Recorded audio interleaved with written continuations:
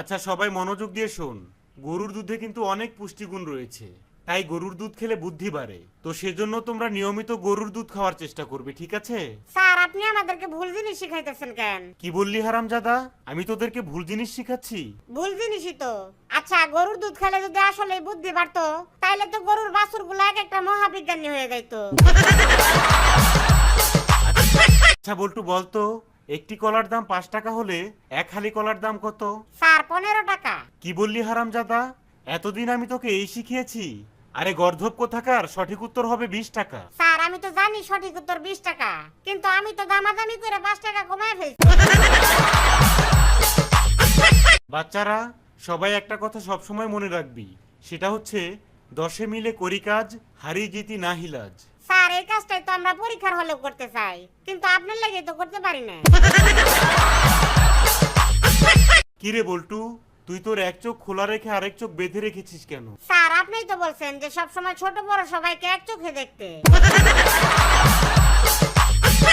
আচ্ছা সবাই মনোযোগ দিয়ে শোন, আজকে আমি তোদেরকে মানুষের শরীরের কিডনি সম্পর্কে পড়াবো।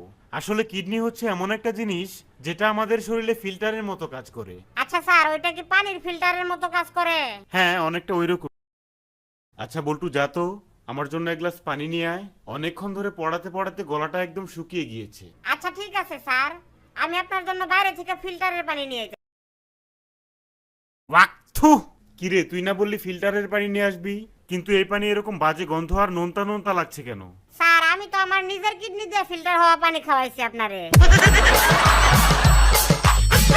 আচ্ছা বল্টু বলতো, বানর আর মানুষের মধ্যে পার্থক্য কি? স্যার বানরের লেজ থাকে পিছনের দিকে আর মানুষের লেজ থাকে সামনের দিকে। আচ্ছা বল্টু বলতো, একজন শিক্ষক আর একজন সাধারণ মানুষের মধ্যে পার্থক্য কি? এই তো স্যার, একজন সাধারণ মানুষ হঠাৎ করে অনেক বড় লোক হলে যেমন ভুলে যায় যে সেও এক সময় গরিব ছিল, ঠিক তেমনি একজন শিক্ষকও পরীক্ষার হলে গার্ড পড়লে ভুলে যায় যে সেও একদিন ছাত্র ছিল। আচ্ছা বল্টু বলতো, যে খেলাধুলা করে তাকে কি বলে? খেলোয়াড়। আর যে বেশি জানে তাকে কি বলে? জানোয়ার। কিরে বল্টু, শুনলাম তোরা নোয়াখালীরা নাকি প বলতে পারিস না, পকে হ বলিস? স্যার আন্নের কোন হাগলে কইছে? আচ্ছা বাচ্চারা সবাই মনোযোগ দিয়ে শোন, কালকে থেকে তোদের পরীক্ষা শুরু হবে, কিন্তু কেউ আবার পরীক্ষার মধ্যে নকল করিস না, কারণ একবার নকল করে পরীক্ষা দিলে সেটা একটা বাজে অভ্যাসে পরিণত হয়। স্যার আমি তো 4 বছর ধরে নকল করি, কই আমার তো কোনো অভ্যাস হইল না।